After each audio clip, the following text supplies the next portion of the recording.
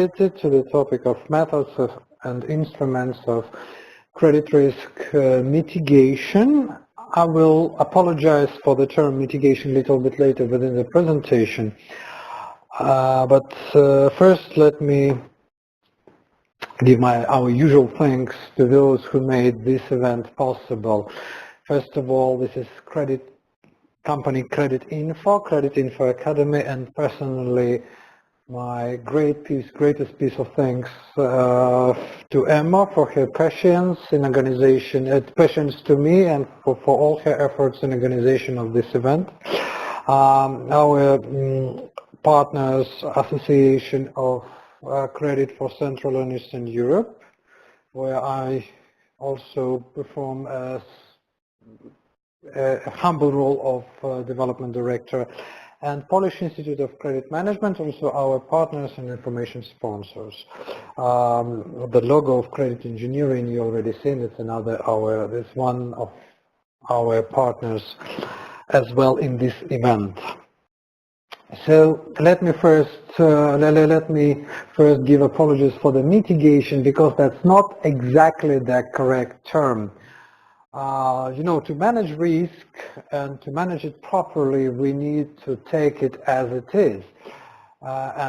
First of all, recognize that there is a risk that the customer won't pay, and this risk becomes higher if we see, and becomes significantly more higher if we see, for instance, that the creditworthiness of customer is low or zero, as we tried to do in our previous events and webinars. There are videos, you can refresh your mind if necessary. But the idea is of today's webinar is pretty simple. Okay, let us have a look at the practical business situation. We do understand that there is a credit demand of some, let's say, $1 million. And then we did an assessment of this customer's creditworthiness and found that it is significantly lower, say 500 or 100 or even 0. So shall we cancel the transaction? Shall we come to our sales colleagues and say, gentlemen, we either do a prepayment, or we simply do that on cash basis, or we don't do business with this customer. Or there are also several ways to do. Is there other options rather than simply saying no? Because those of you who participate in credit management, you do know that some of credit managers or credit department is called like sales prevention department, or the place where all the sales are dead, and so on and so on and so on. But should we, as credit practitioners, as credit managers, maintain these high titles, or shall we find another way to say no, or try to find a solution rather than simply saying no because customers' creditworthiness is not satisfactory? So let us have a look at the methods. So, as I said, we've got three possible circumstances in the methodology I've already presented. So we've got a creditworthiness, which is, we've got three cases here. First one is very, very perfect, where the creditworthiness is higher than the credit demand. So we estimated the creditworthiness of our customer and found that their creditworthiness is 1 million euros.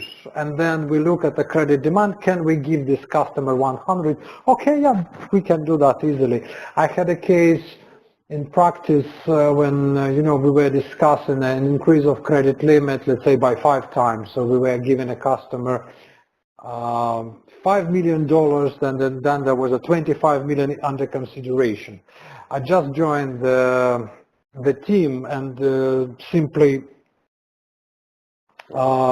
simply found that customers' creditworthiness was $1 billion. So there was no discussion at all. More practically, well, you see them, and if we go from the left to the right, we've got case 2 and case 3. The case 2 is the most common when you know our sales and our strategy and efforts of our sales team going significantly higher than the creditworthiness of the customer.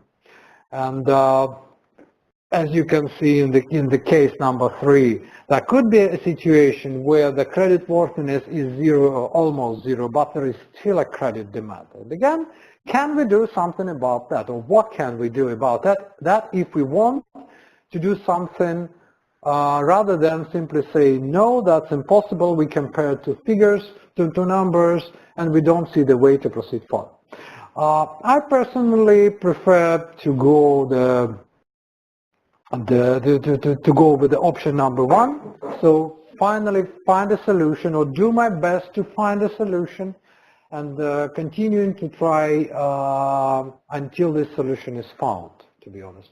Because we need to sell. Every business needs sales and to convert the product into the cash and to survive. So what can we do about that? So actually the difference, before we start, what we call a credit risk, in one of its understanding, because there are many of them, for instance, in Basel there would be different definition. In trade credit, where we need to cooperate with other departments who are not as good at finance as we are. And our professional jargon for them, you know, is very difficult to understand. So just to be crystal clear with people who are not specialists in credit, I suggest, and my practice shown it works pretty well, to show credit risk as difference between credit demand and credit worthiness.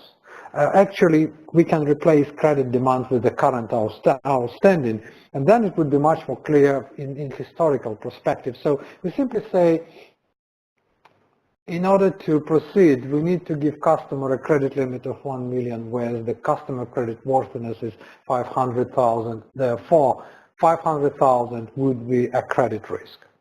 So again, what can we do? There are 4 general, if you go to Wikipedia or go to other, there would be more, most general, there would be 4 ways of what to do or how can we manage a credit risk, or a risk in general. That would be 4 ways: avoidance, acceptance, that would be diversification. My apologies to the term mitigation. I didn't find the better word in English than the mitigation for the whole webinar, just because the word mitigation is used most commonly.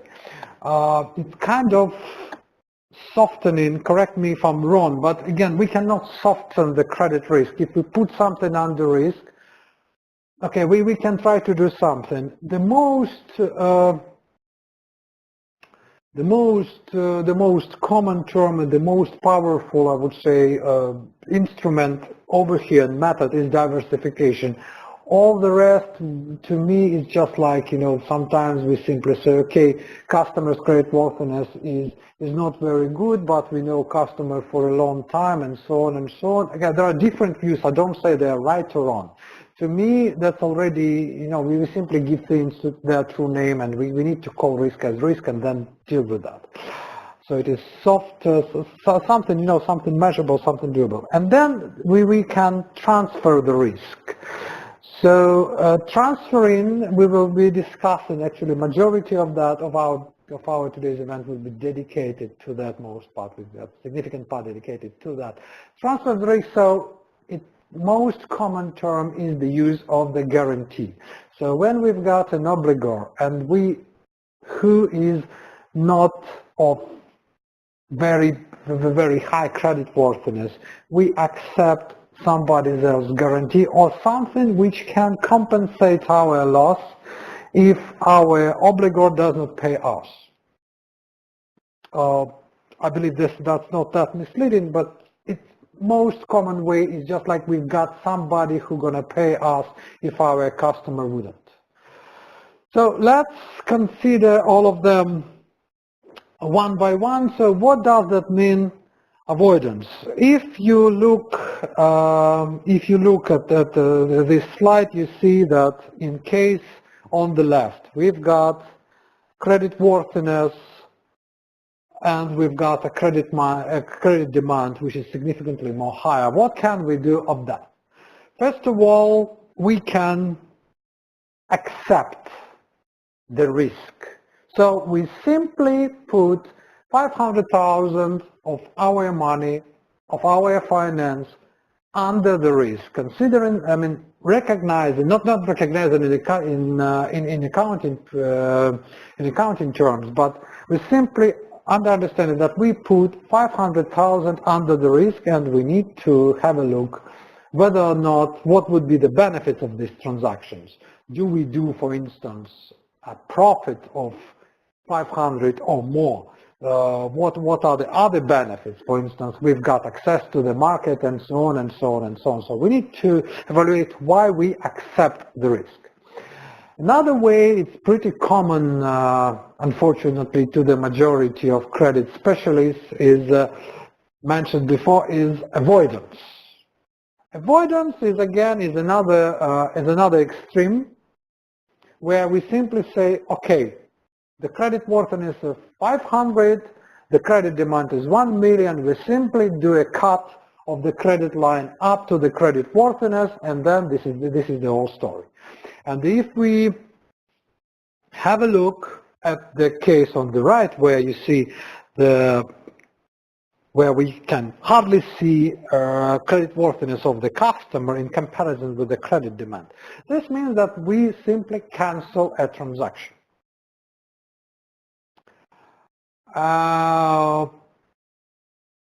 We can do, but we need to provide, enough good reasons to that. It is still the discussion is still a trend to discuss the sales and finance, actually sales and credit cooperation. And if we simply say no in this situation because customers' credit risk is high, it wouldn't work if we take a look at all of the customers. And here I would like to mention the word diversification, what is really a mitigation of the credit risk. So if you imagine that, if we have a look at the case on the right, the second case where the credit demand is significantly more higher, there would be two principal differences between the case where we've got one or two customers like this. Within our portfolio, there would be nothing more. So for instance, we've got only two customers with a high credit demand, low credit worthiness, and there would be another risk, and it would be another portfolio risk. Here we need to mention portfolio, where, for instance, if we would have 30 or 40 or 50 customers like this. So it would be, in terms of probability, this would be absolutely different, a different risk, different probabilistic risk, if you let me say so. In case of diversification, so if there would be something happen to this to the customer whose probability of default is say 12%, or if we divide that risk among, let's say, 100 customers, so the risk of losing the whole portfolio would be absolutely different. And this is actually the way how do we reduce the credit risk. There are several portfolios, especially in service companies, where I recently had a chance to see that, how does it work in practice. So for instance, there is a company with $1 billion unsecured portfolio, which seems to be dangerous enough. But at the same time, this company has, I would say, hundreds of thousands of customers.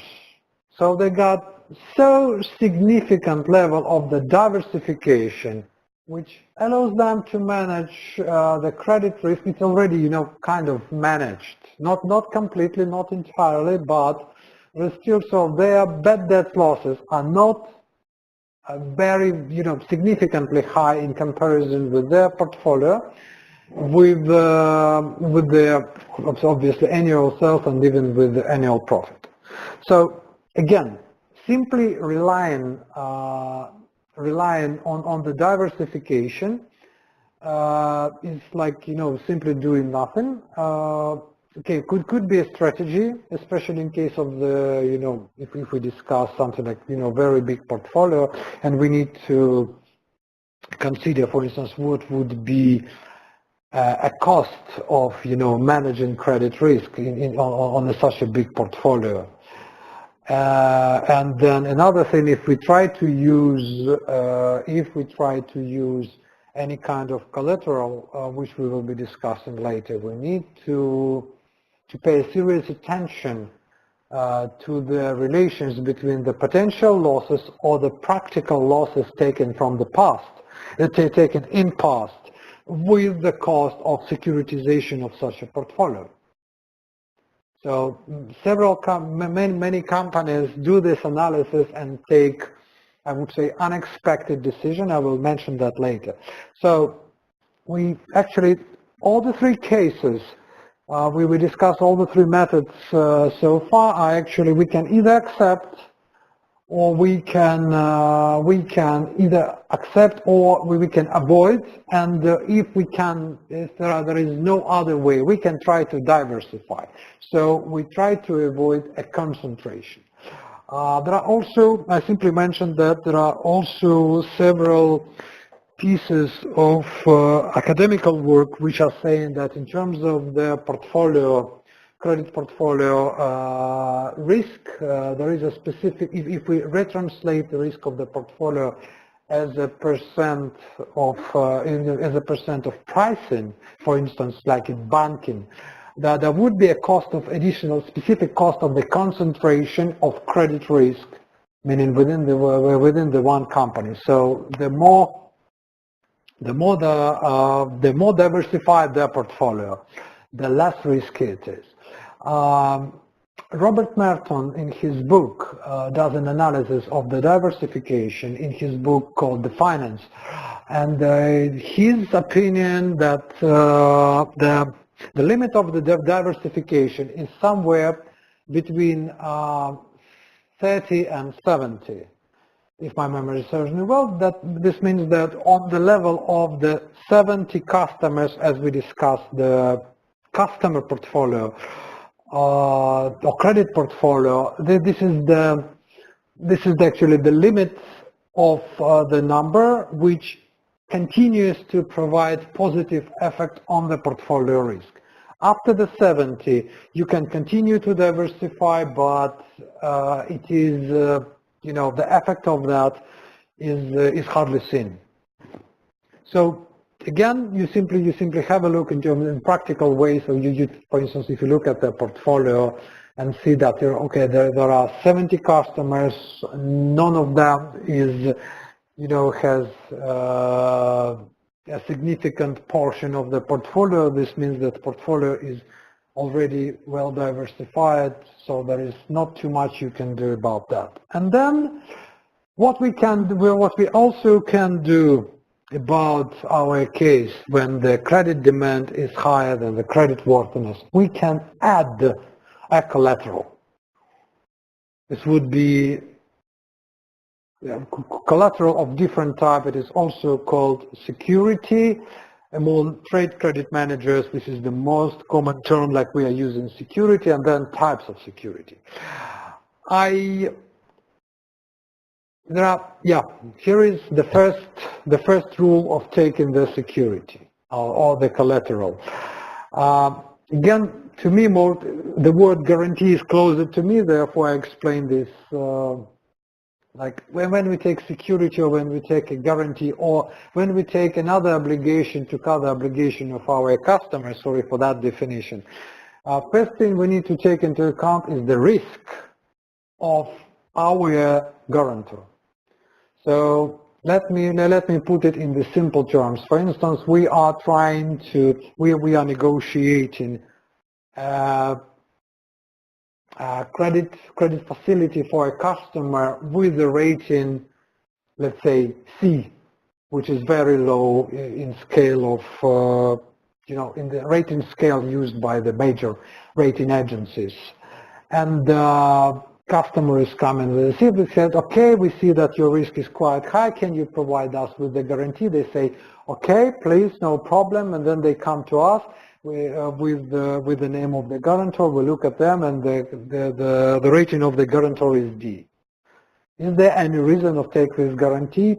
Maybe again diversification, but I don't believe this would be working. So the rating must be, or the risk must be lower, or in other words, the rating of the guarantor should be higher than the rating of the obligor. Otherwise, this guarantee does not make any sense. Should we consider other ways to mitigate as a pledge or the guarantee? Again, this is a question, mostly the question of in the field of the law rather than the finance. So how we satisfy our losses, or how we compensate us for losses in case of our customer or counterpart does not pay us. Most common, again, covering, let's say, 80% of the cases. Obviously, in some specific cases, there could be more. But we've got four major instruments or major collaterals and types of collaterals which are used in the trade credit transactions. Again, pledge. We just mentioned that it won't look as a kind of a guarantee, especially if this pledge belongs to the obligor. Normally this is the same balance sheet and the same company. Again, it's still disputable whatever it is. Could be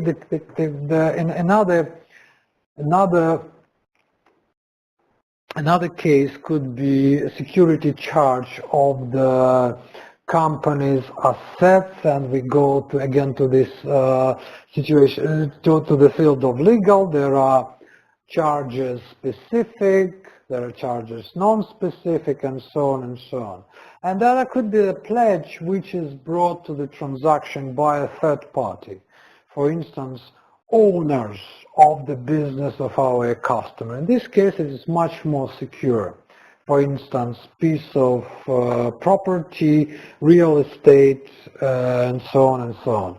Could be the case, which is also pledge is one of the most common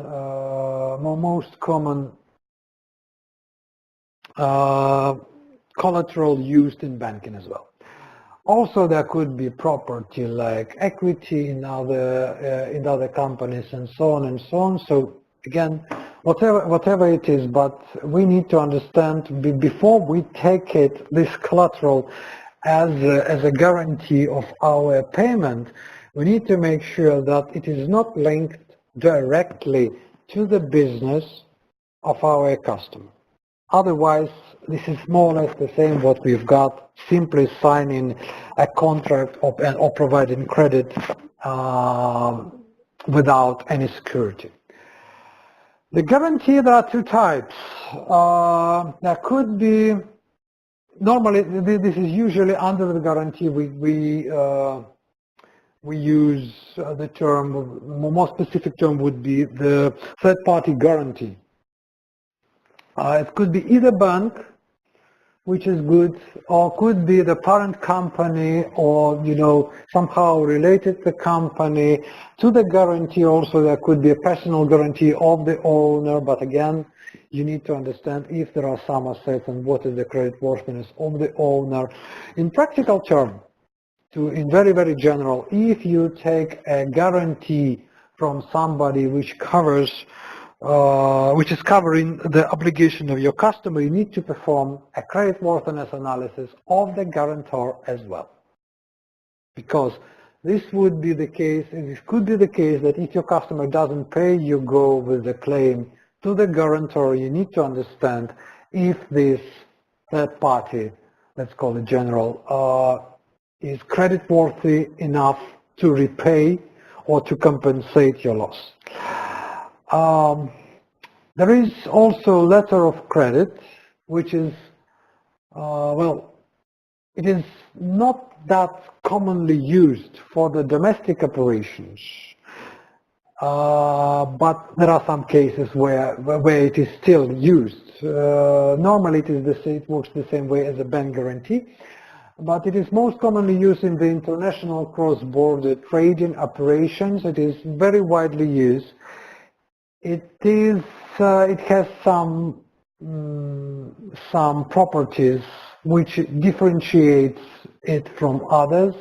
Again, there is also one of them, and one of the most important to bear in mind is that in many countries, for the import-export operations, the letter of credit is actually legal requirement which you are not able to avoid.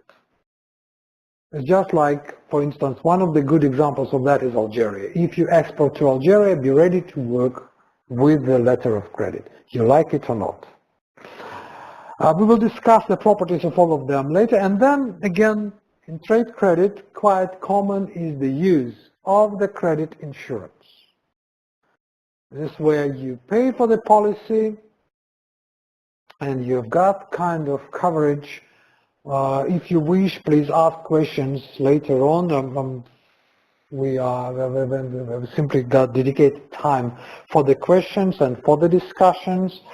So you pay an insurance premium to the insurance company, and they do cover your portfolio. Again, it's a question also the terms on which you sign such a contract, and again, you need to be sure that the rating and the creditworthiness of the insurance company, of the bank providing the guarantee and letter of credit is actually creditworthy, because till 2008 we used to live with an understanding that there is nothing more, I would say, solid in terms of financial strength than the bank. But year 2008 showed us that it is not really a constant, this strength, so we need to assess it and to have a look and, pay serious attention to that. There is one instrument which you may face in your practice, which stays in between of the bank guarantee and letter of credit. It is not mentioned here because it's property, and actually it stays really in between, and its history shows that there is not that much different. It is called standby letter of credit. Historically, it happened it was created in the United States, where by the requirement of the legislation it was not possible to use a tool called guarantee or bank guarantee, so therefore the local lawyers created a tool which was providing the same service or serving the same purpose as a bank guarantee, but it was called differently. It was called standby letter of credit. Just like that. So each time you see the term like SBLC or standby letter of credit, let's say for the 80%, this is kind of the guarantee, which is with some properties of the letter of credit. I mean, obviously, I give my apologies to those who know this topic deeply, who did from legal point of view on SBLC and so on. Obviously, there are a lot of details which is differentiating that SBLC from the both. But in terms of practical use, SBLC is more or less than the bank guarantee. So these four instruments to mitigate credit risk are actually used for this. We get back to collateral and discuss. So this is they are covering risk, and this diagram also shows how can we measure what amount of the tool or tool of which amount we need to request from a customer and you know, be at least grounded in our requirements. So for instance, if the credit worthiness is 0, the amount of collateral required could be higher. Obviously in case of pledge, because we know that the price for the kind of property can fluctuate, therefore we need to have, you know, some security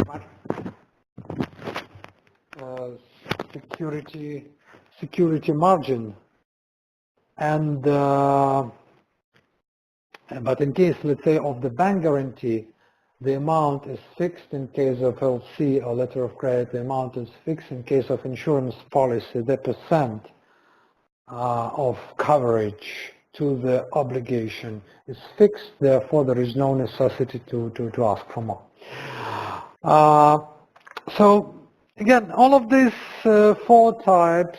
Obviously, there are others. But in these four general types of collaterals got their own properties.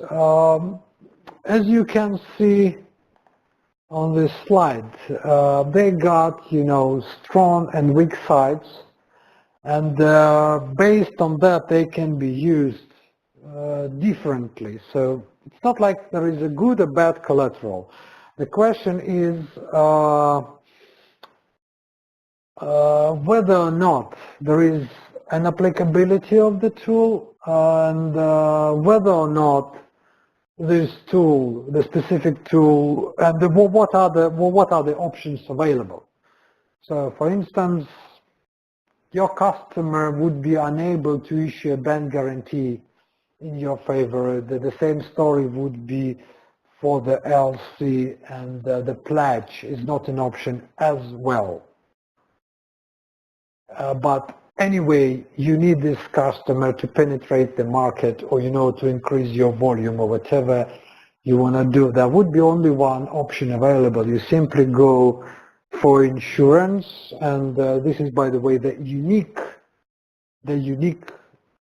property, the unique side of the credit insurance. It does not require the involvement of your customer. You simply go and insure on your own. You don't need to ask for somebody's permission to do that. The strong side of the pledge would be the cost, because all you need to do is just to, you know, sign necessary papers. It would be also a paperwork. Not sure about the administration of the pledge, if it is easy or not, but again, if we compare the preparation of documents necessary for the letter of credit, trust me, you know, administration of the pledge is a little bit easier. At the same time, if we consider, or if we try to look at administration of the pledge as like maintaining physical control or legal control, or simply, you know, verification if something is still in place, that could be again, you know, kind of administrative burden which you need to provide, just because you need to take on your side to bear, because, you know, for instance, if the pledge is a car, which is, you know, legal property to which is restricted by the pledge agreement, but it is still in use of your customer, again, how do you control that, and how you can satisfy your claim against it? So administration is still questionable. The guarantee, again, another property I do analyze on this slide only 4. Again, the most one that there could be more sides of security which you can consider before the choosing. One very important property is actually liquidity. So how fast this security can be transferred into the actual cash. So for the pledge, if we take as example, to convert a pledge into the cash, you need some time to sell it, you know. It is not that easy to sell a used car. It is not that easy to find a purchaser for the piece of real estate, and so on and so on. Again, if you take at the same time, if you take as a pledge a marketable securities like, I don't know, equity in another company, which you can sell in 1 minute, I don't know, on the stock market, yes, that could be different. So this the liquidity of that pledge would be high. LC is quite liquid, and at the same time, insurance, I put that red minus because maybe the situation could be different, but to the extent it is known to me, the majority of the credit insurance contracts presume that the actual compensation or reimbursement for the bad debt loss happens in about 6 months. Sometimes shorter, sometimes later, but in general it could be about 6 months. So, 6 months it takes a cost of waiting, and therefore, the liquidity in my case is considered not like as a strong side of this collateral. And again, as just mentioned, administration, to give you an example, in my corporate practice, we were delivering our goods to Algeria. And to be honest with you, there was, normally, operators who are taking care of customer service and logistics and stuff like that, normally they are serving several customers, or sometimes even regions, sometimes country. In case of Algeria, our company had to put one specific person who would be taking care of only one customer in Algeria.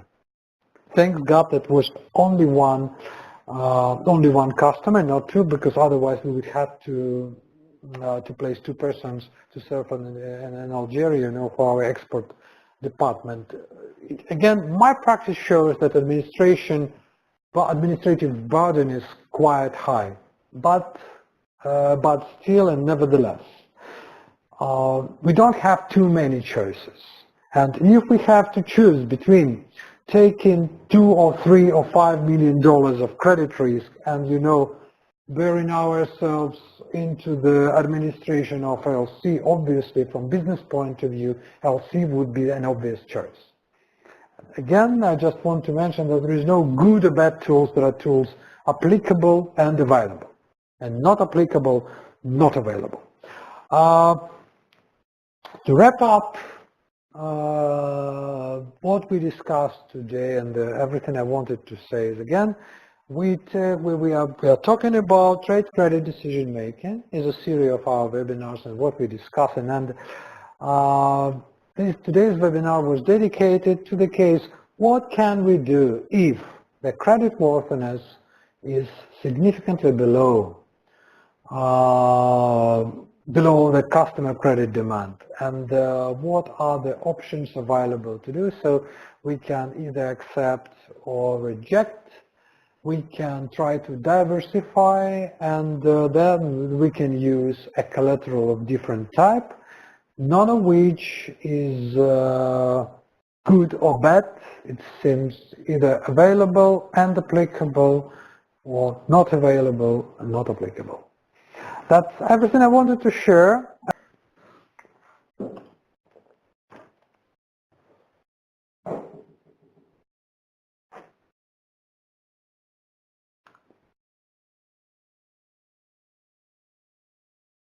If everything is clear or everything is completely unclear, can somebody mention, is everything clear? Is what I just said? I think everything was clear, Andrei. I mean, it's a detailed presentation, and I mean, the key thing I saw is that you've got to consider all the factors, like you say, and which is what we always say. You've got to gather more information Yes. to make those decisions, and obviously continue gathering that information to make sure that the decision you've made is the right one. So yeah, I think it's clear.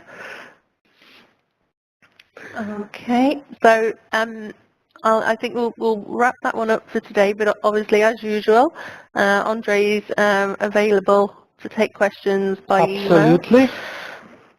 Either And, email, or you can find me on LinkedIn. There is also, I think on my LinkedIn profile, there is my Skype. If you wish to talk, to chat, to discuss, you've got questions, you need help, simply go ahead, shoot your question, and I'll make sure I will answer it as full as possible. Perfect. And number 5 in this series of 7 will probably run in, well, it will be run in September, and so we'll release a date nearer to that time, probably around the end of August. Okay. Yeah. Well, thank you so much, Andriy. Nice speaking with you Yeah. again. Wishing a nice afternoon to everyone. Good luck with your credit. Good luck with your credit portfolios and in business, in your career. Bye-bye. Thanks a lot, everyone. Bye-bye. Bye-bye.